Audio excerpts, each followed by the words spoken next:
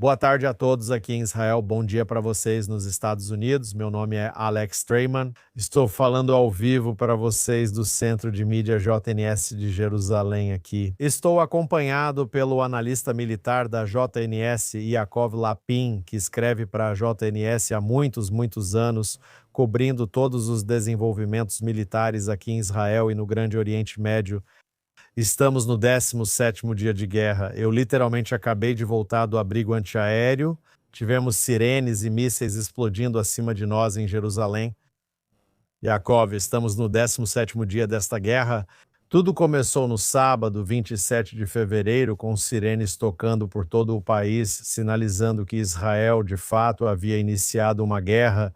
Depois descobrimos que isso foi feito em conjunto com os Estados Unidos no Irã, tendo como alvo o líder supremo, Ali Khamenei, e muitos de seus principais conselheiros de uma só vez. E desde então já estamos na terceira semana de guerra.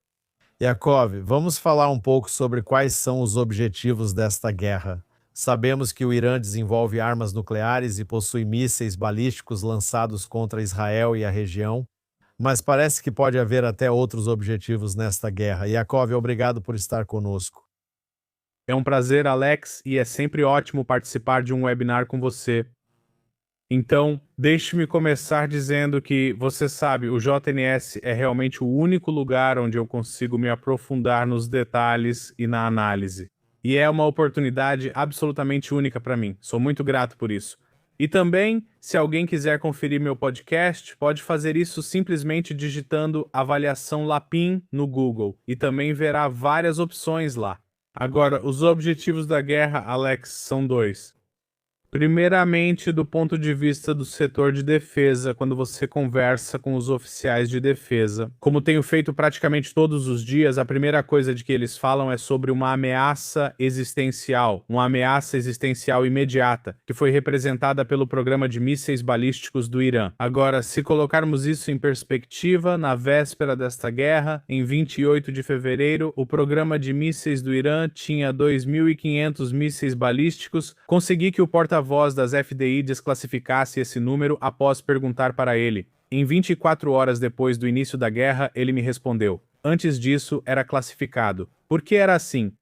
Porque, uma vez que ficou claro para os iranianos e para o resto do mundo, de verdade, que a inteligência israelense tinha conhecimento desse número, ficou evidente que Israel já estava caminhando para um ataque. É quase automático porque o programa de mísseis iraniano foi projetado para alcançar 8.000 mísseis balísticos. Estamos falando de ameaças com ogivas de 1 tonelada.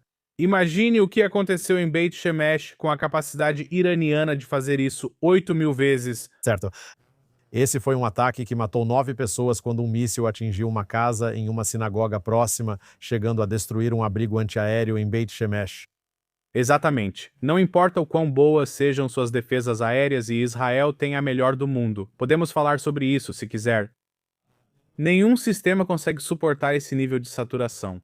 Isso é uma ameaça existencial, mesmo sem considerar a questão nuclear, mesmo isolando o programa de mísseis. Apenas essas ogivas convencionais nessa escala já representam isso. Como ameaça existencial para um país pequeno como Israel, com população concentrada no centro e em Jerusalém, centro econômico, esse risco é totalmente inaceitável.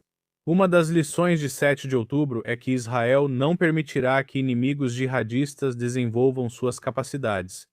E esse foi o gatilho imediato. E o objetivo principal é reverter isso. Agora, uma vez tomada a decisão de ir para a guerra, e claro, os Estados Unidos decidiram se juntar a esse esforço porque isso estava muito claro. O governo Trump deixou claro que isso é uma grande ameaça à segurança dos Estados Unidos, pois os iranianos desenvolviam mísseis balísticos intercontinentais. Eles buscavam desestabilizar o Oriente Médio e mantêm células terroristas ativas no Ocidente. E, portanto, o governo Trump tinha plena consciência de que isso também é uma ameaça óbvia e importante para os Estados Unidos. E, uma vez tomada a decisão de iniciar uma campanha ampla, outros objetivos foram adicionados a isso. Em primeiro lugar, o programa nuclear. Mesmo que o programa nuclear esteja recebendo menos atenção por parte da Força Aérea de Israel e dos Estados Unidos, houve ataques críticos. Um deles foi em um local nuclear escondido nos arredores de Teherã. Os cientistas nucleares iranianos achavam que ninguém tinha prestado atenção, mas na verdade eles continuavam o programa nuclear em um local escondido e estavam realizando testes críticos sobre como detonar ogivas nucleares. Esse local foi destruído e houve alguns outros locais nucleares que foram atingidos. Os três principais locais nucleares em Isfahan, Natanz e Fordow continuam fortemente danificados desde a Guerra de Junho. A grande questão daqui para frente é o que vai acontecer com aqueles 400 quilos de urânio enriquecido, que estão enterrados, metade sob Isfahan e a outra metade aparentemente enterrada sob os locais nucleares em Natanz e Fordow. Essa é uma grande incógnita que precisa ser respondida até o final desta campanha.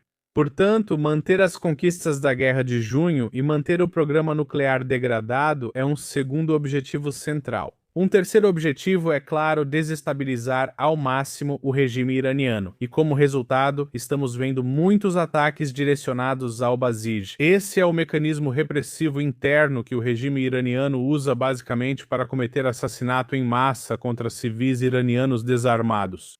35 mil pessoas teriam sido mortas em janeiro por essa força. Eles estão fortemente armados com metralhadoras e Kalashnikovs.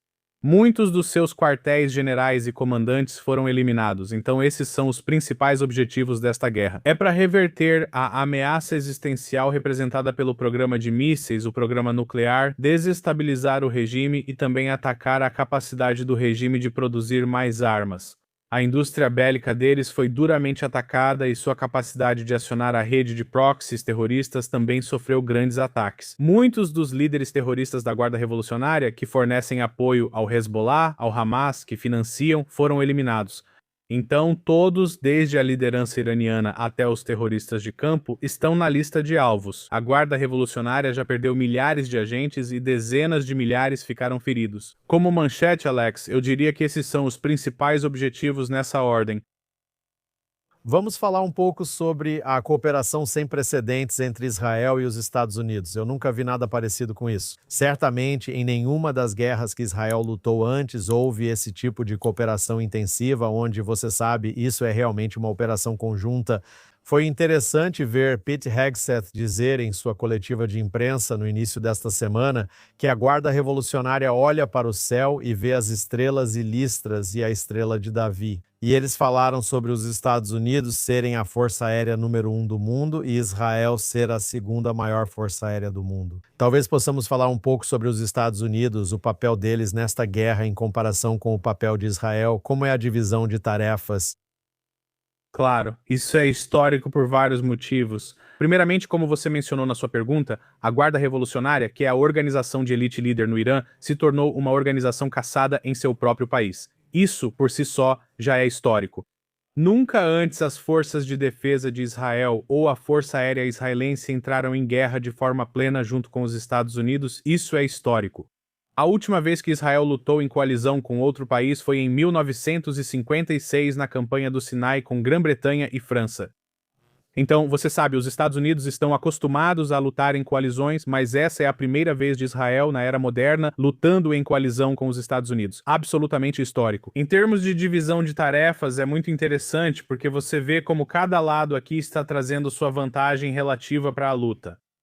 Então veja, o ataque inicial de decapitação, novamente histórico, 200 caças nunca antes na história da Força Aérea de Israel, 200 jatos decolaram ao mesmo tempo, indo para o leste. Eles atacaram 3 reuniões que ocorriam ao mesmo tempo. Os iranianos foram muito arrogantes e não achavam que estavam vulneráveis em seus bunkers. Eles não aprenderam a lição de Hassan Nasrallah, que foi alvo em seu bunker em Beirute. Capacidade da Força Aérea de Israel de surpreender o inimigo, de usar inteligência em tempo real muito precisa, que é fornecida a ela pelo ramo de inteligência militar das FDI, e de ir atrás da liderança iraniana, sabendo exatamente onde eles estão. Pense nas habilidades de mapeamento visual que você precisa. Você precisa saber onde esses indivíduos estão em relação às ruas de Teherã, porque esses são bunkers. Esses bunkers são enormes, por isso é essencial saber onde soltar as bombas e guiar os mísseis ar-superfície, além de conhecer sua posição no mapa. É uma operação muito complexa, que só 2 forças aéreas no mundo realizam, a de Israel e a dos Estados Unidos. A missão ficou com a Força Aérea de Israel. Eu só vou dizer, aliás, que o poder absoluto e o simbolismo de eliminar Khamenei, não estamos falando de um secretário-geral de uma organização terrorista, de um inimigo sem Estado. Estamos falando do chefe de um Estado que comanda 92 milhões de pessoas, mesmo sendo desprezado pela maioria. Ele é sagrado só para chiitas fundamentalistas. E eliminá-lo é algo que, na minha opinião, vai reverberar por gerações. Esse é um ato simbólico enormemente poderoso, além de ter ramificações operacionais muito importantes. Não acho que isso será esquecido, pois já ouvimos críticas. Ah, ele foi substituído por Mojtaba Khamenei, seu filho, igualmente radical. O que alcançamos? Acredito mesmo que essa pergunta não faz sentido. Quando você elimina alguém que liderou a Revolução Islâmica por várias décadas, nenhum substituto vai apagar isso da memória das pessoas. O puro simbolismo do fato de que Israel está sinalizando que qualquer um que esteja comprometido em destruí-lo será eliminado por Israel primeiro. Vamos falar um pouco sobre o aumento da presença dos Estados Unidos, o aumento militar aqui no Oriente Médio. Nós vimos vários navios porta-aviões, o Ford, o Lincoln na região, mas há outros destroyers, há submarinos. O que os Estados Unidos trouxeram para a região e o que eles estão usando para lutar nesta guerra? Certo, então as Forças Armadas dos Estados Unidos, sob o comando da área do CENTCOM, começaram esta guerra com 2 grupos de ataque de porta-aviões. Agora eles estão trazendo um terceiro, o George Bush, mas no fim das contas estamos falando de um nível muito significativo de poder de fogo. Cada grupo de ataque de porta-aviões traz consigo esquadrões de caças, desde os F-35 até os F-18. E eles também têm aeronaves de apoio aéreo aproximado. Eles têm aeronaves de guerra eletrônica. Vamos lembrar que os Estados Unidos também têm bases militares espalhadas por todo o Oriente Médio. Lugares como a Jordânia, eles trouxeram F-20 e 2 Raptors para Israel. E eles têm bombardeiros B-52 e B-2. Alguns deles podem decolar dos Estados Unidos, voar diretamente sobre alvos iranianos e voltar. Alguns podem decolar de Diego Garcia, que é uma base militar no Oceano Índico. Então, os Estados Unidos trouxeram um poder de fogo sem precedentes, e eles estavam mirando em toda uma variedade de alvos, desde bases de mísseis até bases subterrâneas profundas de mísseis. A marinha iraniana foi essencialmente aniquilada pelos militares americanos, assim como muitos alvos de infraestrutura. A vantagem relativa deles são as bombas muito grandes que esses bombardeiros específicos da Força Aérea dos Estados Unidos podem trazer para o teatro de operações. Isso é algo que Israel não tem com seus caças, por mais incríveis que sejam. Então, observamos uma divisão geográfica de tarefas, vimos a Força Aérea dos Estados Unidos mais focada no leste do Irã, mesmo que a Força Aérea de Israel também estivesse atacando alvos no leste do Irã, que é o ponto mais distante de Israel. E vimos a Força Aérea de Israel muito mais focada em Teherã, no sul do Irã e no oeste do Irã. Então, uma divisão de tarefas muito interessante, e eles estão realmente funcionando, Alex, como uma única entidade militar, sabe? Obviamente existem centros de comando conjuntos aqui. A coordenação entre chefes da Força Aérea e da inteligência é essencial para saber onde cada lado opera, evitando ataques duplos e acidentes. O nível de comando e controle em tempo real e coordenação aqui é realmente sem precedentes. E isso é algo que ambas as Forças Armadas vêm trabalhando para construir há muitos anos, por meio de exercícios e reuniões, um fluxo contínuo de cooperação que agora está se concretizando. Vamos falar sobre reabastecimento em voo. Israel possui algumas capacidades para isso.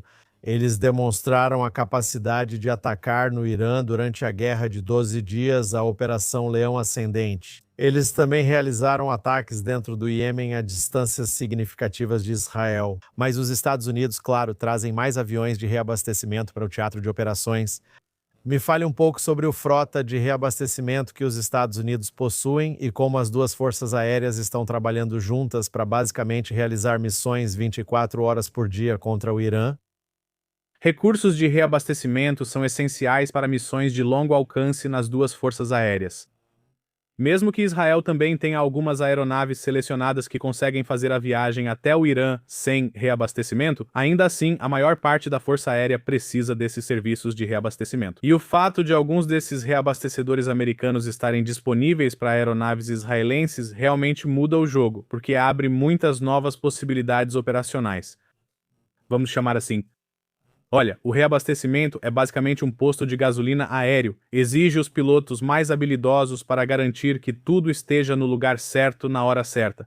O encontro, nada disso é trivial. Saber exatamente onde se encontrar no teatro aéreo de operações. Há filas de jatos que precisam desse reabastecimento, tornando tudo muito complexo. Esse é o nível mais avançado de integração e coordenação que se pode imaginar quando você tem tantos jatos ao mesmo tempo, centenas de jatos, vários esquadrões, e a maioria deles precisa de reabastecimento. E o reabastecimento está sendo feito por ambas as forças armadas.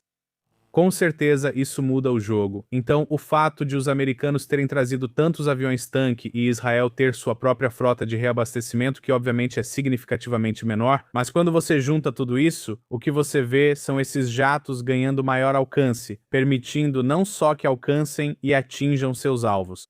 Lembrando que muitos desses alvos já estão sendo atingidos, os jatos nem sempre precisam entrar no espaço aéreo iraniano nesses ataques. Devido à nova tecnologia e à munição de longo alcance, alguns desses mísseis podem ser lançados longe do Irã. Ainda assim, são viagens longas, algumas com voos direto ao centro do espaço aéreo iraniano. Então, sabe, para esse tipo de missão de longo alcance, você precisa de muitos aviões-tanque no ar a todo momento.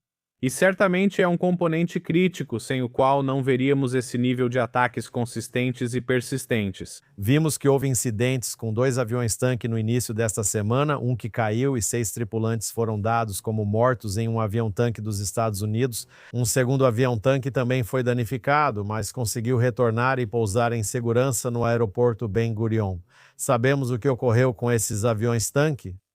Antes de tudo, confesso que estou mais focado nas operações israelenses agora, pois há mais para acompanhar do que nas operações americanas. Tenho acompanhado as operações americanas mais de longe, mas o que posso te dizer, de modo geral, e pelo que sei sobre forças aéreas, é que assim que você começa a voar a partir de uma base aérea que não está acostumado, mesmo sendo o melhor piloto do mundo, isso cria muitos desafios. A Força Aérea de Israel também treinou para agir caso uma base aérea fosse desativada, o que felizmente não ocorreu. E eu me lembro de ter ouvido em briefings de oficiais da Força Aérea que no momento em que você sai da sua base de origem, tudo o que é familiar se torna desconhecido, e isso não é trivial. É saber onde estão as pistas de pouso e quanto tempo você ainda tem. Então, a Força Aérea dos Estados Unidos basicamente está operando muito longe de suas bases de origem. Claro, ela está acostumada com isso porque, por definição, é uma força expedicionária que opera globalmente, mas ainda assim é desafiador.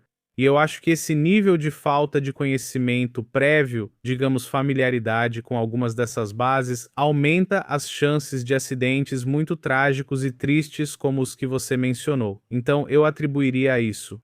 Agindo a partir de novas bases em terrenos desconhecidos, todas essas coisas infelizmente aumentam o risco de um acidente muito, muito trágico. E também ouvimos falar sobre acidentes com jatos americanos sobre o Kuwait que podem ter sido abatidos por baterias Patriot em episódios de fogo amigo. Mas vamos falar um pouco sobre a superioridade aérea. Você sabe, o Irã deveria ter defesas aéreas.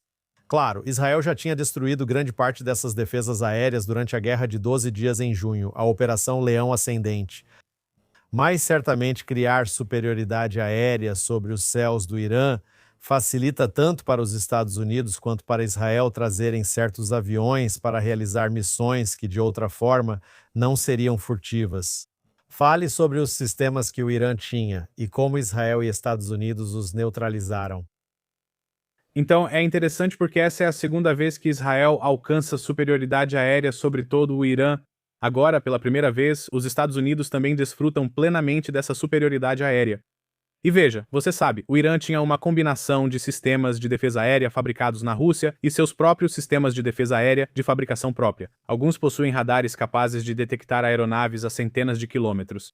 Alguns possuem radares mais limitados e localizados, conectados a sistemas de lançamento de mísseis superficiar mais primitivos. Mas cada um desses sistemas é uma ameaça real para os operadores no ar. Então é incrível como a primeira onda lançada pela Força Aérea de Israel teve que fazer grande parte do trabalho pesado para alcançar novamente a superioridade aérea. Primeiramente, acho que o fato de essa ser a segunda vez que a Força Aérea de Israel faz isso dá muita confiança aos pilotos, navegadores e comandantes porque eles sabem que já fizeram isso antes e sabem que podem fazer de novo. A primeira vez foi realmente um experimento. Ninguém sabia se funcionaria lá em junho, na Operação Leão Ascendente. Agora, na Operação Leão Rugindo, eles já sabem qual é a diferença de capacidade entre os sistemas israelenses e americanos e os sistemas de defesa aérea iranianos, e a diferença é significativa. Então eu acho que é uma combinação de fatores, Alex. Só para resumir em uma frase, sabe, nós temos as aeronaves furtivas, que obviamente são muito difíceis de detectar. Você deve supor que elas estarão na primeira onda para neutralizar as defesas aéreas. 80% das defesas aéreas iranianas já foram neutralizadas ou demolidas. Guerra eletrônica para cegá-los.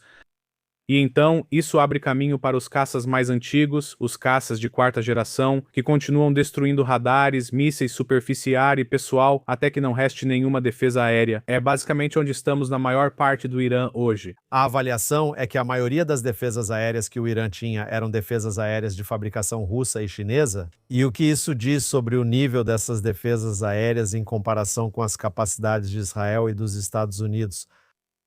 Então, na verdade, eu acho que nesta guerra em particular, diferente da Guerra de Junho, a maioria das defesas aéreas do Irã eram de fabricação própria.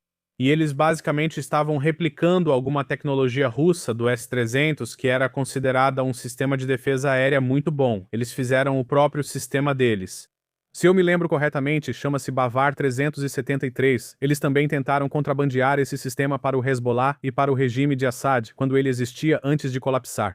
E isso basicamente eram os iranianos tentando copiar essa tecnologia e até mesmo aprimorá-la e aumentá-la.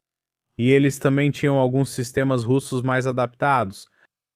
O que isso nos diz essencialmente, tanto na Guerra de Junho quanto nesta, é que a tecnologia e os operadores americanos e israelenses, a tecnologia e os operadores basicamente têm uma grande vantagem como atacantes sobre esses sistemas de defesa aérea. Esses sistemas de defesa aérea não conseguem deter a Força Aérea de Israel e dos Estados Unidos.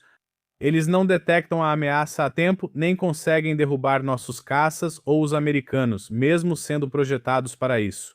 Então isso é um grande golpe para esses sistemas, para o prestígio deles, e é um enorme, você sabe, efeito oposto para os sistemas fabricados em Israel. Temos que lembrar que, entre as guerras, basicamente existe uma corrida armamentista mental entre os engenheiros iranianos, os engenheiros israelenses e os engenheiros americanos. Todos trabalham, observam-se e buscam melhorar seus sistemas para quando se encontrarem. Este é o teste de estresse, o teste real. Os testes foram superados com louvor. Isso pode ser visto no terreno e nos resultados. Alcançar a superioridade aérea é absolutamente fundamental, porque é isso que permite não só que os caças operem onde precisarem, mas também os drones armados que estão por todo o Irã coletando informações. Eles também podem disparar suas próprias munições e têm olhos persistentes no céu. Isso nos ajuda a detectar os lançadores móveis de mísseis. A maioria dos mísseis, eu aposto que o míssil do qual você acabou de se proteger provavelmente foi disparado de um lançador móvel de mísseis. Esses são caminhões civis que são disfarçados para parecerem caminhões civis. Vou me corrigir. Claro, eles são caminhões militares. Mas quando você olha para eles de cima, eles parecem caminhões civis. É preciso ter um olho persistente no céu para rastreá-los, identificar suspeitas, atacá-los e descobrir sua origem. Por isso, drones são essenciais. É isso que a superioridade aérea permite. E também tivemos algumas imagens incríveis, Alex, divulgadas ontem pela Força Aérea de Israel, mostrando um hangar de Vantes, de onde o Irã lançou muitos drones contra Israel e os países do Golfo. Aliás, todo Vante que o Irã lançou contra Israel, sem exceção, foi interceptado, o que eu acho uma estatística incrível. Estamos falando de uma taxa de interceptação de 100%. Infelizmente não é o caso dos países do Golfo, mas eles conseguiram algumas interceptações. Você pode ver o hangar sendo demolido, você vê o pessoal, as equipes de lançamento fugindo e eles mesmos sendo eliminados por uma aeronave israelense. Quero dizer, é assim que se parece a superioridade aérea. Vamos falar sobre drones e depois sobre mísseis balísticos, já que o Irã está revidando e disparando pela região após ataques dos Estados Unidos e Israel. Quando você fala sobre os drones, você mencionou que todo drone enviado em direção a Israel foi interceptado. Como Israel faz para interceptar drones? Ele tem um sistema de defesa em várias camadas contra a ameaça dos drones. A primeira parte desse sistema, e isso é verdade para todas as defesas aéreas, seja falando de mísseis, foguetes, drones ou morteiros, a parte mais importante de qualquer defesa aérea é a detecção, é o radar. Se você não vê a ameaça, não importa o quão bom seja. Se o boxeador não vê o soco chegando, não importa o quão boa seja a combinação dele, ele vai ser atingido. Então, a detecção é a coisa mais importante. Depois disso, Israel tem uma variedade de sistemas de combate a drones à sua disposição. O Domo de Ferro foi atualizado para conseguir lidar com drones. É um sistema de resposta primário. Estamos falando sobre drones iranianos. O novo sistema a laser pode neutralizar tecnicamente os drones do Hezbollah. Recentemente publiquei um artigo na JNS questionando onde está o sistema a laser, podemos falar disso depois. E você também tem helicópteros que saem para derrubar essas coisas, caças com seus canhões. Na verdade, é muito eficaz, derrubando-os além das fronteiras de Israel. E você também tem outras defesas aéreas, sistemas de defesa antimísseis como o Barak, que é feito por uma empresa diferente. Então você sabe, existem vários sistemas de defesa aérea tanto em aeronaves quanto em solo que, se detectados a tempo, impedem que os drones atinjam seus alvos. Então, vamos falar um pouco sobre os mísseis balísticos, que talvez tenham sido a ameaça mais perigosa. Você mencionou que a avaliação é de que o Irã começou esta guerra com 2.500 mísseis balísticos, de acordo com alguns cálculos rápidos. Quem está fazendo, como você disse, esse número, eles já devem ter usado metade de seus estoques desde o início da guerra. Vamos falar sobre a sofisticação do sistema de mísseis balísticos. Eles têm muitos tipos diferentes de mísseis balísticos, muitos alcances diferentes, cargas diferentes, alguns hipersônicos, alguns de fragmentação. Nos deu uma visão geral do que o Irã lançou desde o início da guerra. Sim, e ontem disseram que lançaram o míssil Segil pela primeira vez. Não sei se é mesmo a primeira vez, mas foi o que explicaram. Sim, com certeza. Olha, o Irã, você sabe, tem ou tinha o maior e mais variado arsenal de mísseis do Oriente Médio. Na verdade, provavelmente do mundo, eu diria, em termos puramente de arsenal de mísseis superfície-superfície. Dividiria esses mísseis em categorias. A principal é combustível sólido versus líquido. Talvez você já tenha ouvido falar disso. Isso é relevante, não pelo míssil em si. Uma vez no ar, ele representa ameaça semelhante para os sistemas de defesa aérea. Mas em termos de preparação para o lançamento, um míssil de combustível líquido exige dias de preparação. Você precisa misturar os produtos químicos, oxidá-los, garantir que eles não explodam, e toda essa preparação deixa um rastro de inteligência. É mais fácil impedir o lançamento de um míssil de combustível líquido do que de um de combustível sólido, pois após ter o combustível sólido, o tempo necessário é muito menor. Basta preparar o míssil, abastecê-lo com combustível sólido e ele já pode ser lançado. É por isso que os iranianos preferem os mísseis de combustível sólido, então essas são duas categorias importantes. Agora, além disso, eles dispararam toda uma variedade de seus mísseis, o Imad e o que eles chamam de Sakan e Segil. E ouvimos falar da ogiva de submunições. Então, só para criar um pouco de ordem, todos os mísseis balísticos iranianos que estão indo para Israel, todos eles, sem exceção, seguem uma trajetória balística. O que isso significa é que eles sobem, saem da atmosfera da Terra e depois reentram. A ogiva do míssil se separa do motor. É por isso que às vezes você pode ver a parte do motor simplesmente caindo. Por isso, a Defesa Civil exige que as pessoas permaneçam nos abrigos por vários minutos, às vezes 10 minutos, até que tudo esteja seguro. E então a ogiva é guiada geralmente por dois sistemas, ou é GPS ou é chamado de inercial. O sistema inercial é um computador de bordo que é menos preciso do que o satélite, mas ainda assim bastante preciso. Ele mede a velocidade do míssil e calcula onde ele está. Isso não pode ser interrompido, pois o sistema de navegação inercial é totalmente interno.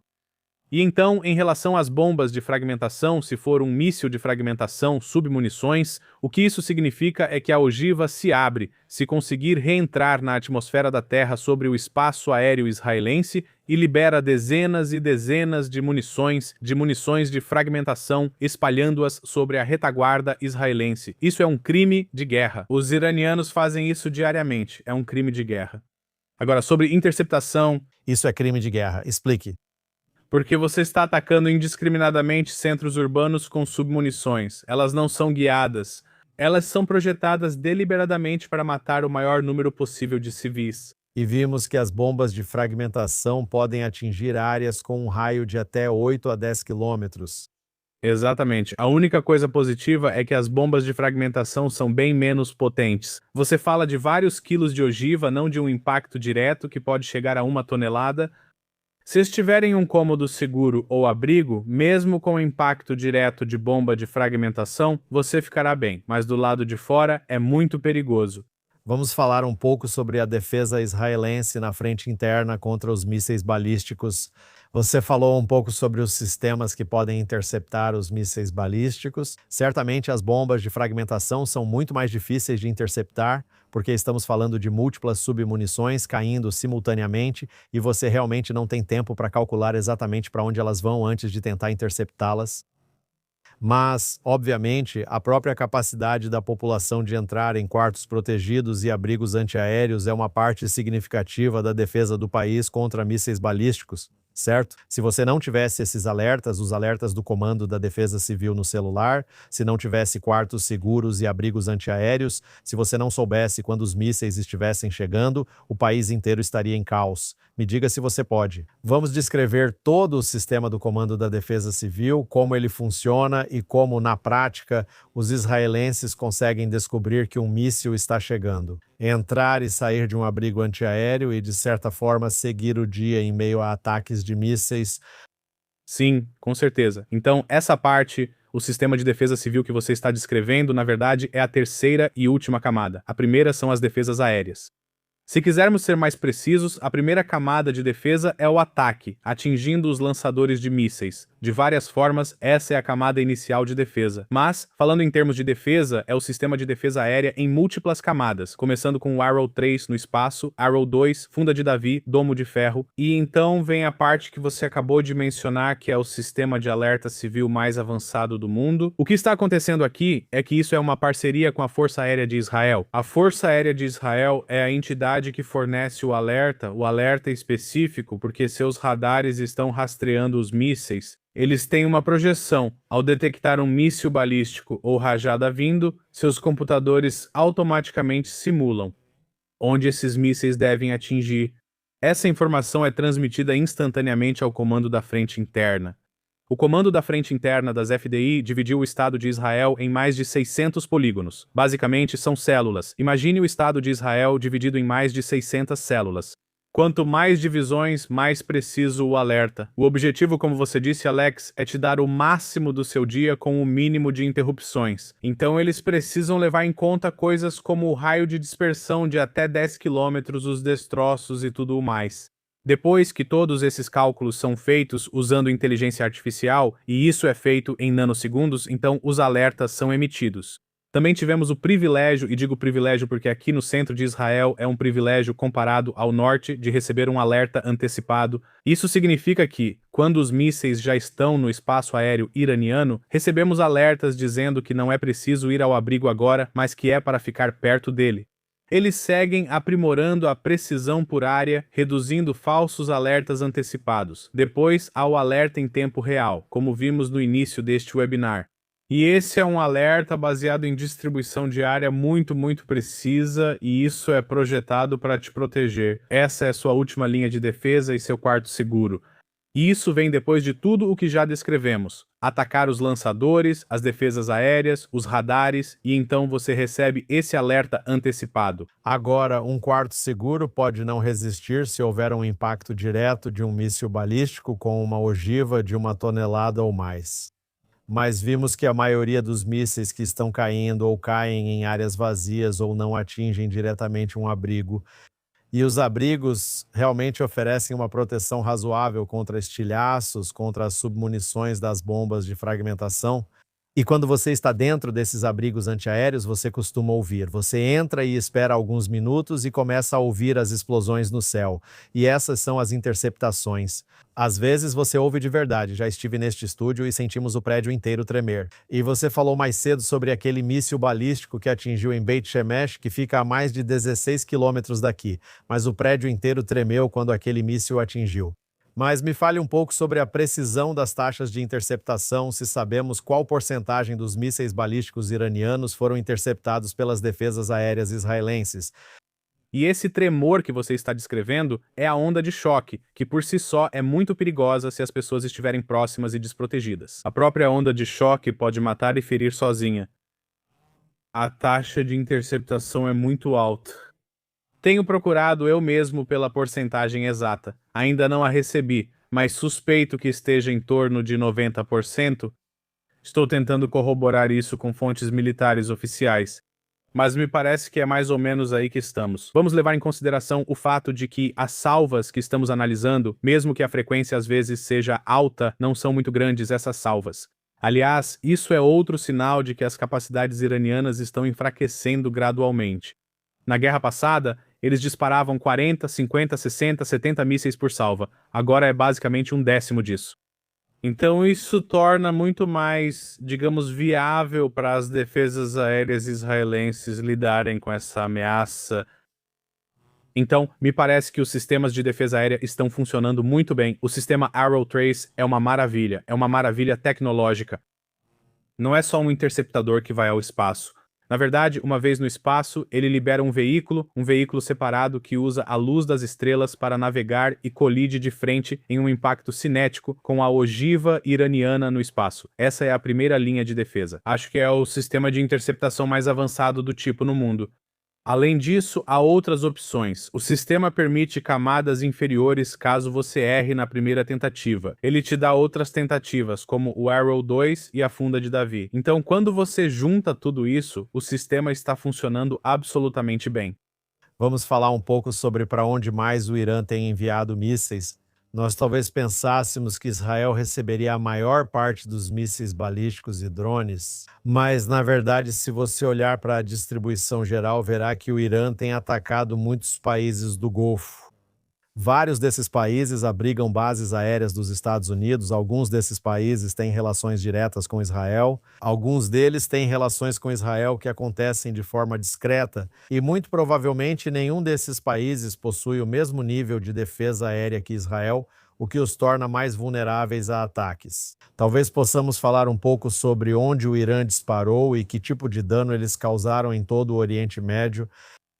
A última contagem, Alex, indica 13 países, acho que são 13 mesmo. Se você incluir a Turquia e Chipre, aliás, é a primeira vez que o Irã ataca um membro da União Europeia. Israel sempre disse que a Europa seria a próxima. Sim, estou vendo aqui Iraque, Arábia Saudita, Jordânia, Omã, Chipre, Turquia, Azerbaijão. Sim, Oman, o mediador. Então veja, Cris, Veja, acho que sei o que acontece aqui. Sim. Eu acho que o que está acontecendo aqui é, antes de tudo, não é só que o Irã está atacando países que têm bases militares dos Estados Unidos lá. Na minha visão, está punindo esses países por abrigarem forças americanas, mas acredito que seja mais que isso.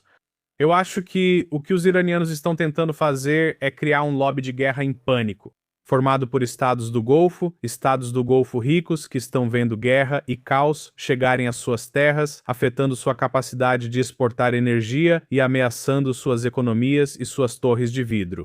Acredito que, sabendo que esses países têm laços próximos com o governo Trump, eles tentam direcioná-los ao Trump para pedir o fim da guerra. Essa estratégia está funcionando? Eu não vejo nenhum sinal claro de que está funcionando, mas é isso que eles estão tentando fazer. E é importante notar isso porque muitas vezes é descrito como uma reação impulsiva e desesperada, mas eu acho que, na verdade, bem desesperado, pois se o regime sobreviver, pagará um preço alto nas relações futuras. Acho que é algo calculado, porque ao disparar tantos mísseis... Desculpe, você estava dizendo algo? eu disse que, na verdade, parece o contrário, que o que isso fez foi isolar tremendamente o Irã. Também fortaleceu, acredito, o argumento de Israel e dos Estados Unidos de que o Irã era uma ameaça a todo o Oriente Médio, não só a Israel, e que isso era necessário devido às ameaças percebidas pelos demais países no Irã. E você vê exatamente o que eles têm feito com suas armas. No momento em que são atacados, começam a atacar toda a região. Então, eles não só desestabilizaram países como Iraque, Síria, Líbano, Gaza, Iêmen, antes dessas aventuras militares que esses países estão tendo agora. mas você vê que eles realmente representam uma ameaça significativa para esses outros países da região, a tal ponto que agora estamos até vendo países como os Emirados Árabes Unidos participando de ataques ofensivos contra o Irã. Concordo totalmente com você, porém preciso dizer que estou decepcionado com os estados do Golfo, pois estão sendo atacados e o Irã declarou guerra contra eles. E eu esperaria que um país que se preze se juntasse oficialmente à coalizão, não atacasse às escondidas como parece que eles têm feito, e não continuasse tentando diminuir a tensão, mesmo que seja só publicamente. Eu esperaria que um país que se preze se fosse atacado se juntasse à coalizão e revidasse, e não é isso que estamos vendo. Não vemos isso. Acho decepcionante e que reduz o prestígio desses países até para Israel. Preciso ser honesto com você, Alex. Falávamos sobre normalização. Sim, os Emirados Árabes Unidos são um ativo importante, mas quando estamos falando sobre a normalização com a Arábia Saudita e as coisas que os sauditas esperavam, eles não estão dispostos a lutar oficialmente contra o país, que está lançando drones e mísseis sobre eles porque querem evitar riscos e proteger sua riqueza. Então, eu acho que isso diminui o valor estratégico deles. E eu acho que eles vão ter que responder a algumas perguntas muito difíceis depois que essa guerra acabar, porque na verdade eles deveriam ter se juntado à coalizão. Mas certamente, em relação à primeira pergunta que você fez, eles estão na linha de fogo porque para os iranianos é muito mais fácil atacá-los. Para eles é mais fácil lançar mísseis de curto alcance e drones contra eles.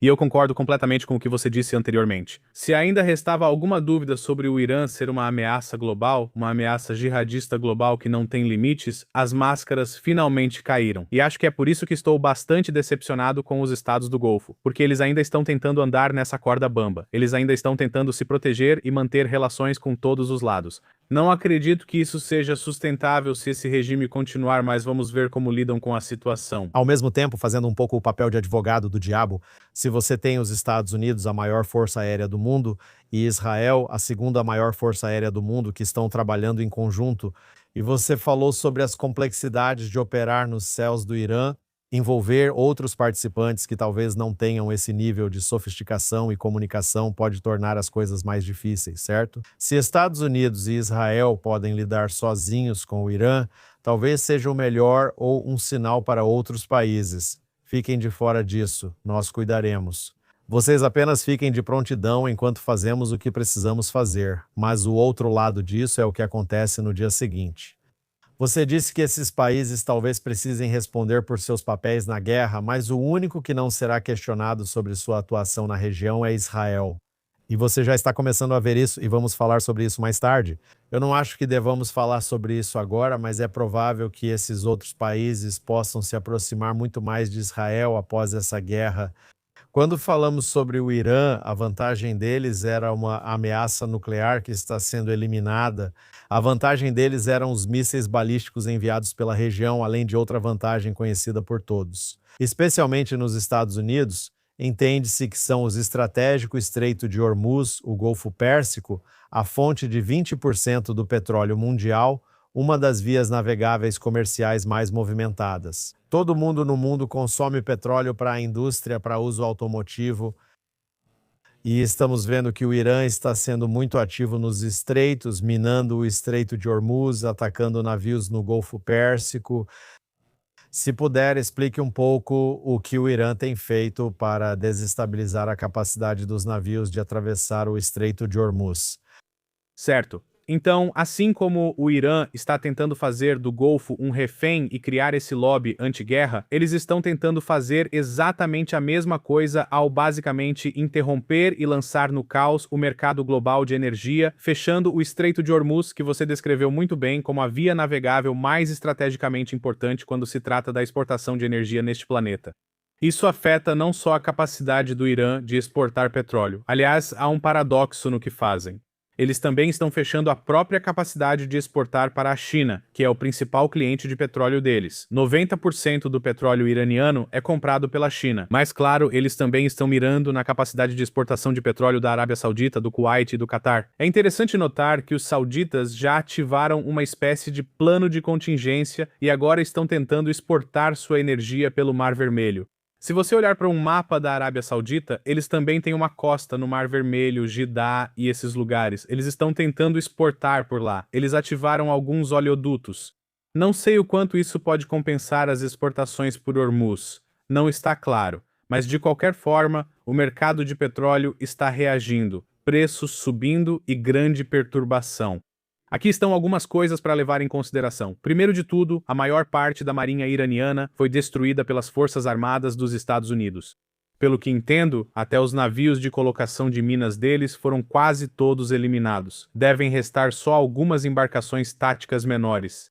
E eles provavelmente têm alguns mísseis superfície-mar, talvez mísseis de cruzeiro que podem usar para hostilizar embarcações. Eles também possuem mísseis balísticos, mas a precisão para atingir embarcações com eles é bastante duvidosa. Acho que os iranianos realmente não conseguiram provar que podem fazer isso. Mísseis de cruzeiro, embarcações táticas com bombas e enxames continuam sendo grandes ameaças que os iranianos ainda podem ter na manga. Vamos lembrar que a ilha Karaj, principal ilha de exportação de petróleo deles, teve todas as instalações militares destruídas pelos Estados Unidos nas últimas 48 horas. Estamos vendo os Estados Unidos fazendo uma bela limpeza no Estreito de Hormuz. Agora, o próximo objetivo que o presidente Trump tenta garantir é uma coalizão naval para escoltar petroleiros de outros países. E isso negaria aos iranianos a capacidade de interromper futuras exportações de petróleo de outros países do Golfo, porque esses navios de escolta teriam sistemas de defesa aérea, então eles poderiam se proteger e também revidar. Agora, outros países têm sido, não tenho outra maneira de descrever isso a não ser covardia. A maioria desses países demonstrou absoluta covardia quando se trata de entrar nessa coalizão, pois não querem se comprometer. Essa guerra não é popular entre sua opinião pública. O presidente Trump está muito insatisfeito com isso. A Marinha dos Estados Unidos pode fazer isso sozinha, mas ele questiona: por que deveria? Então, no fim das contas, estamos vendo, eu acho, né, uma futura batalha pelo Estreito de Hormuz. E eu acho que não vai dar certo para o Irã, Alex, porque a capacidade deles de interromper esse estreito está sendo degradada a cada hora. E, eventualmente, assim que a Marinha dos Estados Unidos se liberar das operações de combate, ela vai poder começar a escoltar esses navios, se isso se tornar necessário. Então, no fim das contas, o petróleo vai voltar a fluir desses outros países do Golfo. E os iranianos também têm grande interesse em retomar as exportações de petróleo. Quase todo o dinheiro deles vem das exportações de petróleo para a China. Assim, eles também mantêm sua economia refém. Vamos analisar a cadeia de comando. O primeiro ataque nesta guerra foi eliminar o líder supremo Ali Khamenei e vários de seus principais conselheiros que você mencionou em 3 reuniões diferentes. Você pensaria que talvez cortar a cabeça desse povo do terror indo atrás do líder supremo poderia ser um ato desmoralizante que causaria deserções em massa. Mas estamos vendo, apesar desses ataques no alto escalão do comando e de todos os ataques à infraestrutura estratégica, acho que estamos falando de bem mais de 1.000, talvez entre 1.000 e 2.000 ataques a locais estratégicos dentro do Irã, que o Irã continua enfrentando. O que sabemos sobre a cadeia de comando, as várias brigadas diferentes, não sei qual é a palavra certa para isso na Guarda Revolucionária Islâmica, qual é a capacidade deles de continuar lutando? Além da sua pergunta, Alex, com sua permissão, incluo outra da Júlia, que diz que autoridades negam que mudança de regime seja um objetivo. A chance da guerra acabar antes do trabalho terminar, isso se relaciona com sua pergunta. Então veja, em termos da cadeia de comando, a principal cadeia de comando com a qual estamos lidando aqui agora está no topo da lista de prioridades. No que diz respeito à Força Aérea de Israel, é a unidade de mísseis da Guarda Revolucionária. Ela faz parte do Comando Aeroespacial da Guarda Revolucionária. E eles têm unidades de mísseis. Eles dividiram todo o Irã em distritos. Cada distrito possui um comandante de mísseis, responsável por coordenar nacionalmente os lançamentos de mísseis iranianos contra nós. Então eles passaram de disparar dezenas desses por dia para 1/10 disso e cada vez menos com o passar do tempo porque estão sendo eliminados sistematicamente. Esse é um aspecto. Agora, a Guarda Revolucionária é uma organização enorme. Estamos falando de algo em torno de 130.000, 140.000 agentes, e isso sem contar os membros da milícia que estão associados indiretamente.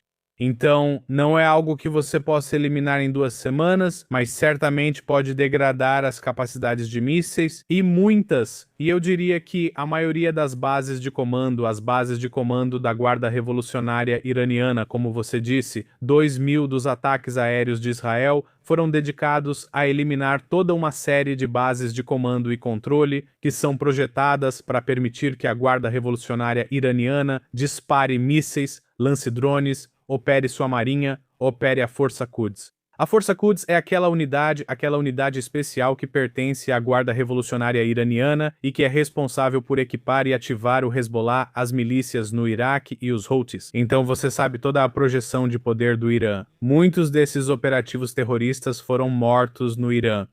Eles não se comunicam mais de várias formas e estão isolados de seus aliados. Vemos que, ao eliminar esses centros de comando, atinge-se a infraestrutura, os sistemas de computador, de comunicação e os próprios comandantes. Você citou o ataque inicial, no qual o Irã perdeu o comandante da Guarda Revolucionária de toda a Guarda. Ele era um substituto de um substituto. Seus 2 predecessores foram eliminados em junho. O mesmo vale para o chefe do Estado-Maior iraniano. Ele era substituto do substituto. Agora, terceiros substitutos estão sendo eliminados. Seus 2 predecessores foram mortos em junho, então isso está causando desmoralização. Os iranianos não vão divulgar isso. Mas o fato de que eles não estão seguros em nenhum lugar do próprio país, sabe? Se tentarmos imaginar uma situação semelhante, Alex, no nosso país, Deus me livre. Imagine nosso chefe do Estado-Maior e os de inteligência sendo, Deus me livre, alvo em suas próprias bases. Pense no impacto disso em nós e nos iranianos. Não se trata de uma organização terrorista. Este é um país soberano que está sendo caçado em sua própria capital e em seus próprios bunkers e bases por todo o território. Isso está causando caos na capacidade deles de agir e lutar, mas eles prepararam contingências para isso. Então, para cada figura sênior, eles têm substitutos. Este é um país de 92 milhões de habitantes, eles não têm falta de pessoas. E esses substitutos, mesmo que sejam inexperientes, assumem o papel e tentam continuar de onde o antecessor parou. E é isso que estamos vendo. É por isso que eles conseguem continuar funcionando, mesmo que seja com uma capacidade muito reduzida, realmente muito reduzida. Na verdade, posso dizer que ontem fui informado por um oficial de defesa que, mesmo em termos de mísseis, o que estamos vivenciando hoje está significativamente abaixo do pior cenário que a Força Aérea de Israel vinha planejando. Eles estão danificados, sangrando, paralisados e com medo, mas ainda funcionam de forma assimétrica, pois foram criados para isso. No começo da guerra, falei com um alto funcionário do gabinete do primeiro-ministro que afirmou claramente que a troca de regime é um dos objetivos do conflito, e vemos que o primeiro ataque nesta guerra foi para eliminar o líder supremo. Acho que seria uma decepção para Israel ver essa operação parar antes que as condições estejam estabelecidas para uma mudança de regime. Isso não quer dizer que Israel acredite poder mudar o regime sozinho. Eles demonstram muita confiança, ao menos publicamente, no povo iraniano. Mas o presidente Trump, ele declarou logo no início desses protestos que tínhamos centenas de milhares, se não milhões de iranianos nas ruas. Antes dessa guerra começar, com estimativas de que a Basij, as tropas de choque da Guarda Revolucionária Islâmica, estavam eliminando até 32 mil pessoas, mas eu ouvi outras estimativas. Até 100 mil pessoas foram mortas a tiros nas ruas, e o presidente disse que a ajuda está a caminho. E algumas vezes ouvimos o primeiro-ministro dizer que a ajuda chegou, o presidente está dizendo que a ajuda chegou, e vimos que Israel e os Estados Unidos usaram drones para atacar postos de controle da Basij. Esses são postos de controle montados pela Basij para impedir que os manifestantes se reúnam em grande número.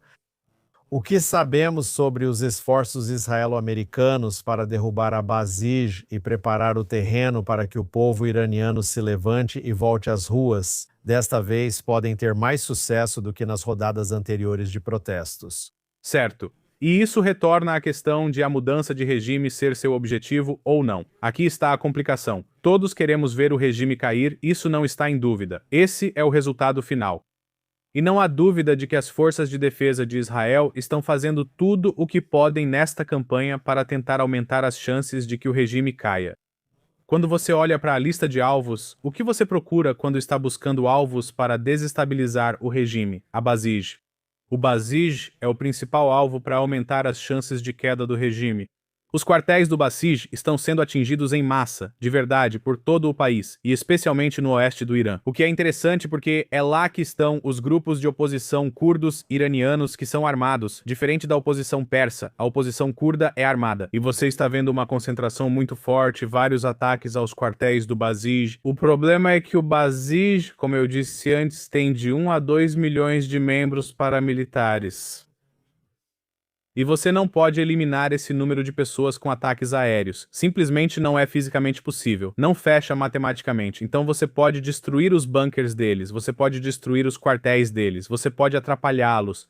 Você pode incentivar o povo iraniano a se levantar. Agora, para que o regime caia, pelo menos pelo que eu entendo, o que precisa acontecer é que a oposição persa esteja melhor armada para que eles possam começar a atacar esses postos de controle em terra e tomar os centros de poder. Não sabemos quando isso pode acontecer. Só para deixar claro, acredito que um dia esse regime vai cair. Eu realmente acredito nisso. Só não sei se as condições existem neste momento porque não sabemos quantas armas estão nas mãos desses membros da oposição. Ou, alternativamente, precisaríamos ver setores do exército iraniano, não necessariamente a Guarda Revolucionária. Essas são duas entidades separadas, aliás. O Irã tem um sistema militar duplo. A Guarda Revolucionária foi criado para defender a elite do regime de, entre outras coisas, do próprio exército. Essa é uma das lições que os ayatolás tiraram da queda do Shah. O exército sempre foi de segunda categoria e vem sendo expurgado há anos. Comandantes foram testados por lealdade ideológica. É uma história complicada, Alex. Então estou procurando sinais de rachaduras, de fissuras no regime. E eu acho que tudo está sendo feito para acelerar isso, para agir como um catalisador. Mas isso já não é mais o campo do planejamento militar. Os planejadores militares podem ver que eu destruí 75% dos lançadores de mísseis, eu neutralizei os locais de armas nucleares. Isso é quantificável e mensurável. Mas o que você não pode medir é um clima, mood, ou a determinação de uma população. Acredito que eles estão profundamente traumatizados pelo ocorrido em janeiro, que foi um massacre e um dos piores crimes de guerra da história moderna. E acho que não sabemos quando eles vão agir. Pode ser em 2 dias, pode ser em 2 meses, pode demorar mais. E eu recomendaria que fôssemos pacientes, que trabalhássemos para enfraquecer o inimigo, a cabeça da cobra. Isso é o mais importante. Seguimos tentando derrubar o regime de todas as formas, mas é preciso paciência e entender que é um processo histórico. E isso já sai do campo da disciplina militar e entra na disciplina da ciência política, ou como você quiser chamar. É muito mais nebuloso, não é quantificável. Você realmente não pode medir isso. Tudo o que você pode fazer é enviar e injetar catalisadores para tentar fazer isso acontecer o mais rápido possível. Sabemos que, para Israel, esta é uma guerra em várias frentes e que o Irã, como parte de sua estratégia, criou esse círculo de proxies do terror. Israel vem lutando contra esses proxies do terror desde 7 de outubro. Agora estamos operando em 2 frentes. Antes de começarmos a falar sobre o Hezbollah no Líbano, e obviamente há muito o que discutir sobre isso, vamos primeiro falar sobre o proxy do terror que achávamos que poderia entrar nessa guerra, mas até agora não entrou. E esses são os Houthis no Iêmen. Talvez possamos abordar as razões pelas quais você acredita que os Houthis não entraram na batalha. Então parece que os Houthis, pela primeira vez em um bom tempo, em cerca de 2 anos e meio, estão retoricamente muito comprometidos com a luta, e ainda assim, de fato, não estão disparando um único míssil ou bala. Isso pode ter várias razões. Eles dizem aguardar a ordem dos iranianos para agir, o que pode ser verdade. Não devemos descartá-los tão rápido. Acredito que isso também ocorre porque o arsenal de mísseis deles foi bastante reduzido. Durante 2 anos lutando contra Israel e os Estados Unidos, eles ainda se recuperam da eliminação da maior parte do gabinete pela Força Aérea Israelense, e eles não tiveram muito sucesso em reabastecer seu arsenal de mísseis com o Irã porque a presença naval israelense e americana no Mar Vermelho aumentou consideravelmente. Juntando tudo isso, eles estão menos preparados para a guerra e mais vulneráveis. Ainda assim, eu não os descartaria. Mesmo que eles entrem nessa guerra, Alex, não há dúvida de que a Força Aérea de Israel tem planos de contingência para enviar caças e drones ao Iêmen se necessário para atacar. Esses planos já estão prontos e não farão muita diferença, pois não mudarão o jogo estrategicamente. As capacidades deles são muito mais limitadas quando comparamos com o Irã e até mesmo com o Hezbollah. Então eles podem até entrar, mas mesmo que entrem, isso não vai mudar o jogo. Hezbollah, por outro lado, mesmo tendo ficado de fora nos primeiros dias da guerra, na semana passada vimos o Hezbollah lançar 200 foguetes e mísseis contra Israel, atingindo principalmente o norte do país. O que você acha que são os objetivos estratégicos do Hezbollah aqui? E aí, obviamente, podemos falar sobre o que Israel pretende fazer em retaliação. Claro, o Hezbollah recebeu ordem direta do Irã para se juntar em 2 de março. Ouvi isso de oficiais de defesa. E eles também viam o Ayatollah Khamenei como uma figura sagrada, então não havia muita dúvida de que eles iriam se juntar. Assim que entraram na guerra em 2 de março, dispararam 2 rajadas de foguetes. Você ouviu Naem Kassim, o secretário-geral, dizer depois que eram pequenas rajadas. Não precisava ir à guerra por isso, pois ele não entendeu que enfrenta um novo Israel. E não é um Israel que está disposto a aceitar equações do Hezbollah, ou imposições, ou diferenciar entre 3 foguetes, 30 ou 300. Uma vez que você atira em Haifa, como eles fizeram, você está declarando guerra a este país e será tratado de acordo. Então, isso parece ser uma grande falha do Hezbollah em avaliar o novo Israel. Assim que fizeram isso, agora temos 2 campos de batalha. Aliás, isso me leva a outra pergunta que surgiu pouco antes de você se juntar a nós após a sirene. Alguém perguntou quanto tempo essa guerra vai durar? 3, 2 ou 4 semanas. Qual a diferença entre se preparar para esse período e realmente lutar nele? Recebemos perguntas sobre a duração. Então, é assim que eu vejo a situação. Eu faria uma distinção entre o cenário iraniano e o cenário libanês. Acho que eles estão operando de acordo com cronogramas separados. No contexto iraniano, acredito que quem decidirá por quanto tempo isso vai durar é o presidente Trump. Eu acho que não vejo nenhuma situação em que eles vão parar os americanos e nós vamos continuar. Essa é uma luta coordenada. E eu acho que essa coordenação vai se estender até a decisão de se retirar quando quer que isso aconteça. Então, esse cenário pode acabar antes, eu diria, do que o cenário libanês. O cenário libanês é apenas entre Israel e Hezbollah. E hoje, há apenas algumas horas, recebemos a notícia de que a Divisão 91 iniciou uma manobra terrestre direcionada no sul do Líbano. Isso já era esperado há muito tempo. Centenas de milhares de civis do sul do Líbano, a maioria deles xiitas, foram evacuados. Essas vilas e cidades estão quase vazias sem seus escudos humanos. E tudo isso é para afastar o Hezbollah da fronteira norte, empurrando-o para trás para que não possa lançar ataques terroristas transfronteiriços, para que não possa aterrorizar as comunidades do norte com foguetes e mísseis antitanque. E possivelmente, Alex, expandindo a zona de segurança. Israel teve uma zona de segurança muito estreita no último ano, ano e meio, com 5 postos avançados. Agora vemos uma expansão provável, criando uma zona de amortecimento para garantir que as comunidades do norte não sejam aterrorizadas novamente. Este é um momento dramático. Com a ofensiva terrestre em andamento, estimo que a Arena do Norte seguirá outro cronograma. Vai durar mais que a Arena iraniana. Espero que isso responda, ao menos em parte, às perguntas sobre a duração. Eu acho que a Arena iraniana vai ser mais curta do que a Arena libanesa, porque esta última tem um componente de ofensiva terrestre, já a Arena libanesa vai levar tempo. Isso é mais complicado do que uma operação aérea. Agora essas forças vão começar a passar pelas vilas e limpá-las. Eles têm bunkers lá. Eles têm terroristas do Hezbollah escondidos lá. E essa vai ser a principal missão para garantir a segurança das fronteiras do norte. E nós vamos ver, eu acho, algumas semanas de combate antes que essa área se acalme. Já sabemos quantas tropas terrestres foram enviadas ao sul do Líbano até agora? Eles não deram um número exato. Normalmente eles não fazem isso em tempo real porque, você sabe, eles não querem que o outro lado tenha uma boa estimativa. Mas sabemos que a 91ª Divisão recebeu oficialmente uma ordem para avançar mais para dentro do Líbano hoje, nesta manhã.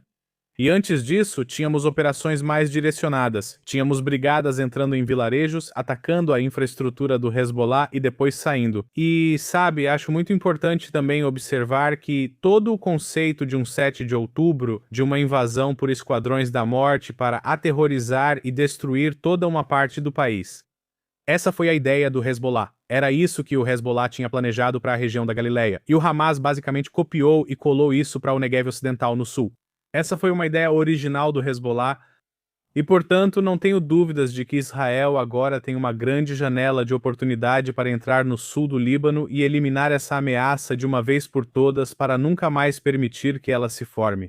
Além disso, a Força Aérea de Israel está ocupada em outras áreas do Líbano como Dáhia. Assim, o Líbano continua sendo secundário no momento. Arena secundária, mas quando a ofensiva terrestre avançar, exigirá mais atenção das forças de defesa de Israel. A Força Aérea deve dar cobertura aérea às tropas. Exatamente. Talvez possamos comentar sobre essa distribuição da Força Aérea, já que Israel atua em seu principal teatro, o Irã, em cooperação com os Estados Unidos. E tenho certeza de que os Estados Unidos não querem ver, de repente, a Força Aérea israelense se retirar e deixar os Estados Unidos operando sozinhos no Irã. E você disse que uma operação terrestre dentro do Líbano realmente exige apoio aéreo. Então, como está essa divisão agora? Quanto apoio aéreo Israel consegue fornecer às tropas dentro do Líbano neste momento? E como uma pergunta secundária, se, como você mencionou, o teatro do Irã terminar um pouco mais cedo, Israel, então, poderá desviar mais atenção aérea para o Líbano e, potencialmente, enviar ainda mais tropas terrestres para realizar uma operação muito mais ampla dentro do Líbano? Então, a resposta para a sua segunda pergunta é sim, absolutamente. Quero dizer, isso é alocação de recursos. Quando resolver a questão do Irã, quase toda a força aérea ficará disponível para o Líbano, o que fará grande diferença. É importante notar que tudo isso foi planejado, Alex, essa contingência operacional de ter que lidar com o Irã e o Hezbollah. As chances do Hezbollah entrar na guerra sempre foram altas, especialmente se o alvo for eliminar o Ayatollah Khamenei. Estamos vendo uma operação planejada em fases e múltiplas frentes. Então, com certeza, eu acho que agora a maioria dos recursos da Força Aérea ainda está dedicada ao Irã, especialmente se essa for uma operação com tempo limitado. Existe uma verdadeira janela de oportunidade, o que eles chamam nos esportes de momento decisivo, para eliminar o maior número possível de alvos a cada 24 horas com a assistência dos Estados Unidos. E quando você fala sobre alvos, você tem que pensar nos próprios estoques de mísseis do Hezbollah, que eram muito, muito significativos antes de 7 de outubro. Eu ouvi vários especialistas em segurança estimando que o Hezbollah poderia ter possuído, antes de 7 de outubro, algo entre 100 a 150 mil foguetes e mísseis de vários alcances, curto, médio, longo e de precisão guiada.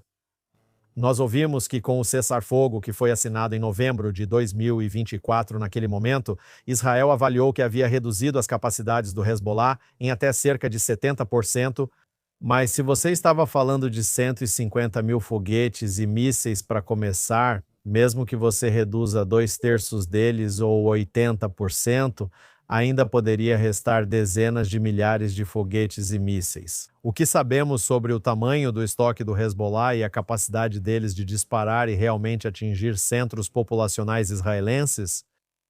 Com certeza, essas estimativas são exatamente o que eu vi. E, aliás, se você adicionar morteiros a isso, então na véspera de 7 de outubro, o Hezbollah teria ultrapassado 200 mil projéteis, e alguns desses morteiros têm alcances que vão além de 5 quilômetros. Alguns deles podem até chegar a 8, 9 quilômetros. Então, eles são tão letais em curta distância quanto os foguetes.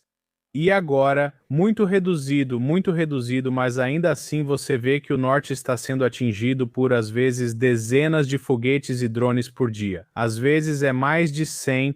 Certamente o norte está sob fogo constante e a situação deles é muito mais difícil do que a nossa aqui no centro. Eles não têm sistema de alerta antecipado. Alguns deles têm pouquíssimo tempo.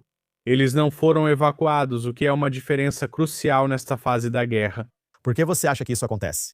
O motivo pelo qual eles não estão sendo evacuados é porque não há uma grande ameaça de uma invasão terrestre pela força de elite Radwan do Hezbollah. Ainda existe uma ameaça limitada. Na verdade, em breve vou enviar uma matéria detalhando isso para ser publicada no site da JNS. Mas a força Radwan está basicamente operando em pequenas células e ainda pode tentar se infiltrar. Eles enviaram centenas desses terroristas ao sul para combater as FDI e tentar se infiltrar. Mas essa ameaça de uma invasão em massa, era isso que estávamos observando no norte também em 8 de outubro? Foi isso que fez com que 60 mil israelenses se tornassem deslocados internos, basicamente refugiados de guerra dentro do próprio país. Essa ameaça acabou. E é por isso que eles não foram evacuados. E isso é fundamental. É fundamental que eles não sejam evacuados porque há um simbolismo aqui. Essas comunidades da linha de frente, Alex, muitas são agrícolas, E também as cidades, a ideia de manter a posição e segurar a linha como civis, sendo protegidos por um exército à sua frente, além da fronteira na Zona Vermelha, em território inimigo. Eu acho que isso é realmente simbolicamente muito, muito importante, tanto para nós como israelenses, quanto para o inimigo, que entendam que não podem, de repente, provocar outra evacuação em massa, porque isso só incentiva a ideologia depravada deles, que é dedicada ao objetivo de destruir este país. É fundamental que eles não sejam evacuados e que o Hezbollah não os ameace com invasão terrestre em massa como antes. Agora, resta exatamente o que você descreveu. Estamos diante de aproximadamente 20 mil projéteis restantes no arsenal do Hezbollah. Estamos vendo uma presença terrestre nessas vilas e cidades do sul do Líbano, contra a qual o governo libanês falhou completamente em tomar uma ação séria, apesar de todas as suas alegações e declarações à imprensa. O exército libanês não tinha nenhuma intenção real de confrontar o Hezbollah. Foi tudo encenação, Alex. Nada foi desmilitarizado no sul do Líbano. O governo libanês gostaria de se livrar do Hezbollah, mas não pode. A grande diferença entre o que deseja e o que pode fazer. Muito disso é porque metade do exército libanês é composta por xiitas, soldados e comandantes que vêm exatamente das mesmas cidades e vilarejos de onde vem o Hezbollah. E eles não querem lutar contra seus irmãos. Eles não querem entrar em tiroteios com seus irmãos. Então, eles são incapazes. E essa é a janela de oportunidade de Israel para realmente e permanentemente mudar o cenário de segurança no norte de Israel e reduzir muito a ameaça, assim como conseguimos fazer no sul, em Gaza. Ouvimos muito sobre o rio Litani, que fica a vários quilômetros ao norte da fronteira entre Israel e Líbano, e uma operação terrestre que pode ter como objetivo controlar todo o território entre Israel e o rio Litani, semelhante ao que vimos em Gaza, onde agora as FDI controlam 53% do território na faixa de Gaza, e transformar toda essa área ao sul do rio Litani no que Israel fez em Gaza, que basicamente destruiu mais de 70% da infraestrutura lá. Esse é um objetivo das FDI, realmente avançar até o rio Litani e tomar o controle do território?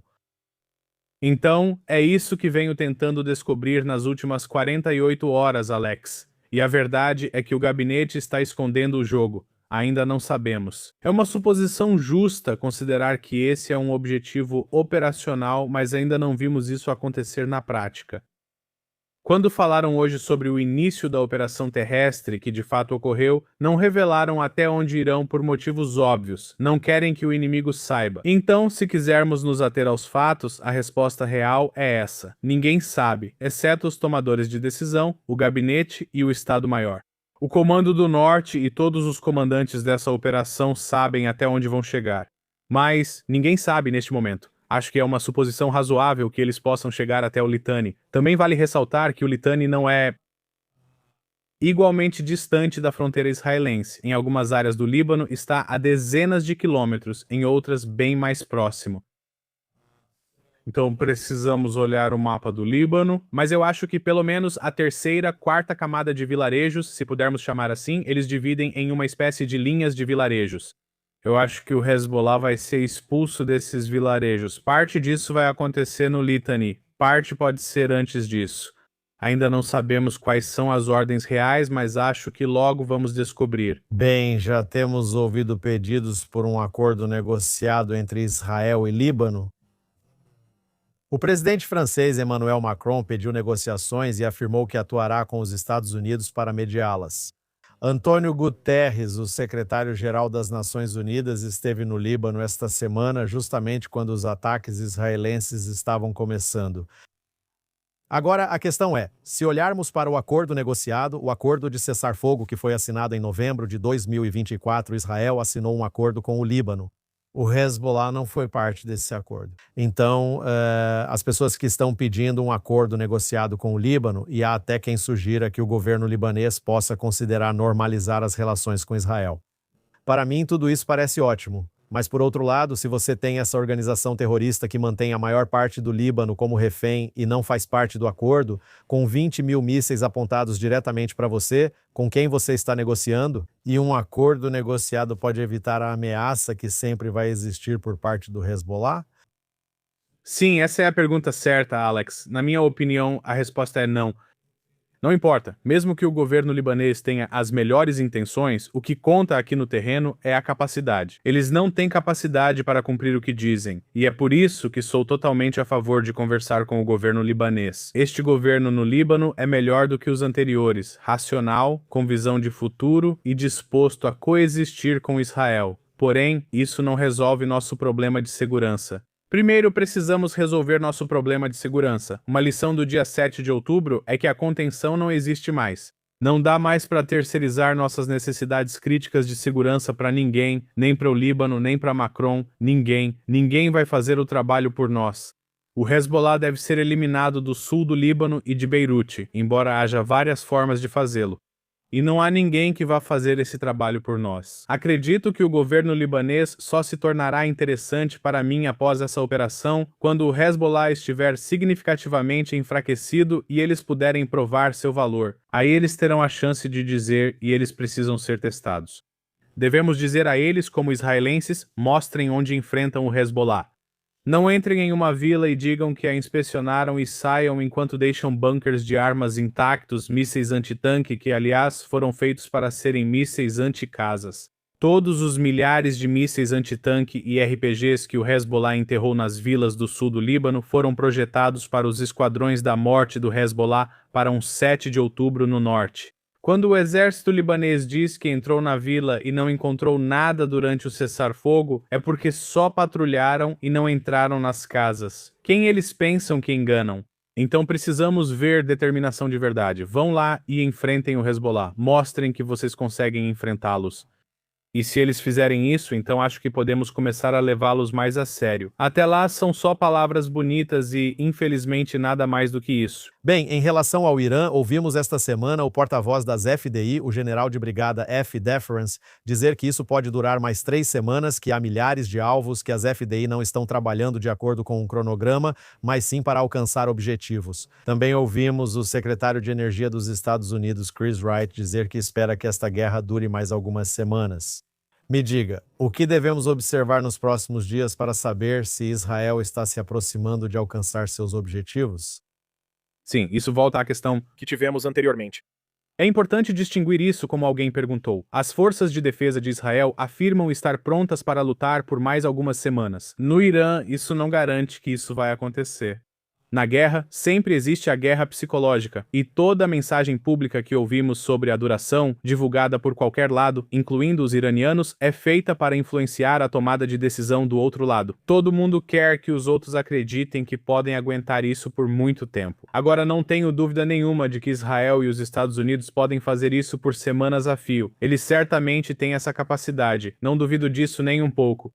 Mas acredito que o presidente Trump é o principal responsável pela duração e que ele está enfrentando, vamos chamar assim, diversas considerações que vão muito além do próprio banco de alvos das FDI, o que resta e assim por diante. Ele tem uma série de outras questões políticas, eu acho que está levando em consideração. Ele pode decidir, Alex, em algum momento, que a guerra chegou ao fim. E nós não sabemos quando isso vai acontecer. Então é por isso que eu acho que estamos vendo ataques muito intensos, porque isso pode acontecer antes do que se imagina. Não há como saber. Estamos na névoa da guerra, todos sinalizam ao inimigo que podem continuar por muito tempo. Mas no fim das contas eu acho que é o presidente Trump. Não é Israel ou as forças de defesa de Israel que vão determinar a duração desta guerra. Eu acho que é o presidente Trump. Então temos que esperar para ver. Precisamos ver até quando ele permitirá isso.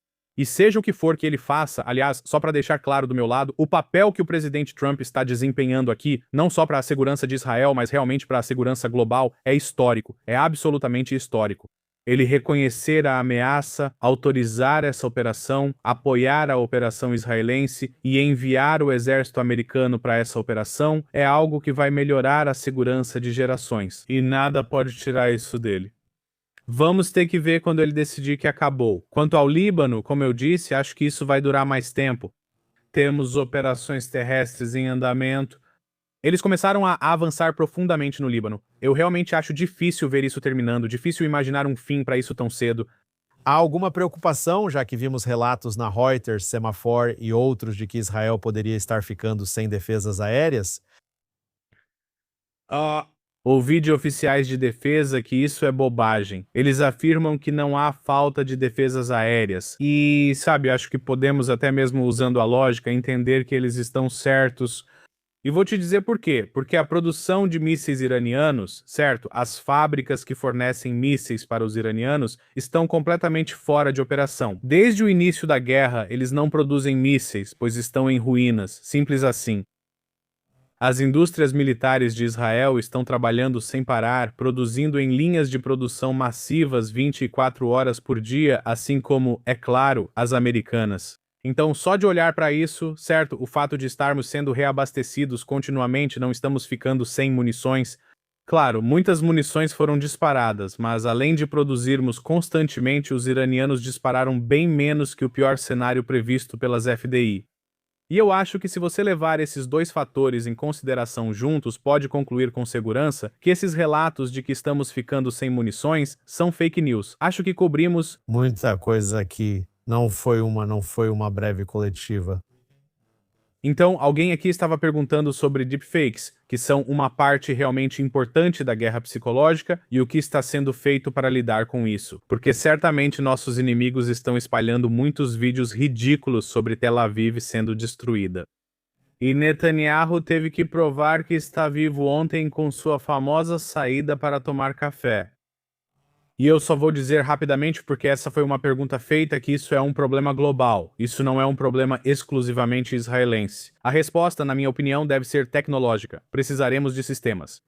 Se não quisermos mergulhar no caos da informação que pode ser facilmente explorado pelos nossos inimigos, vamos precisar de sistemas que automaticamente saibam, assim como um antivírus, identificar automaticamente uma ameaça. Todo vídeo precisará passar por detectores de IA e ser sinalizado real ou não. Caso contrário, logo não conseguiremos distinguir a diferença.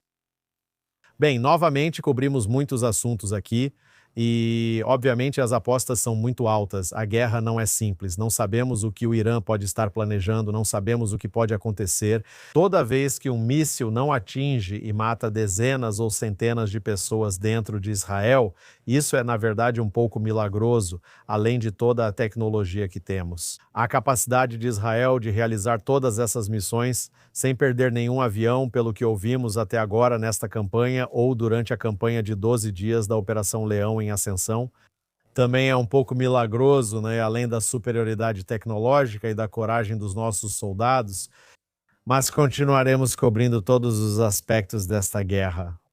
Agradeço ao Yaakov Lapin, nosso analista militar, também do Median Institute e do Jerusalem Institute for Strategy and Security. Onde as pessoas acham seu podcast? Se elas simplesmente digitarem no Google Lapin Assessment, vão encontrar meu podcast com várias opções para se inscrever, e eu incentivo todos a fazerem isso. Você pode me enviar perguntas pelo site do Lapin Assessment. Há um fórum ou comentários nas minhas postagens recentes. Sinta-se à vontade para perguntar algo que não abordei. Envie perguntas no Lapin Assessment. Terei prazer em continuar respondendo suas perguntas. Muito obrigado a todos por se juntarem a nós neste podcast. Um agradecimento especial ao Yaakov Lapin pela análise incrível e fiquem ligados na JNS. Em breve estaremos com vocês novamente.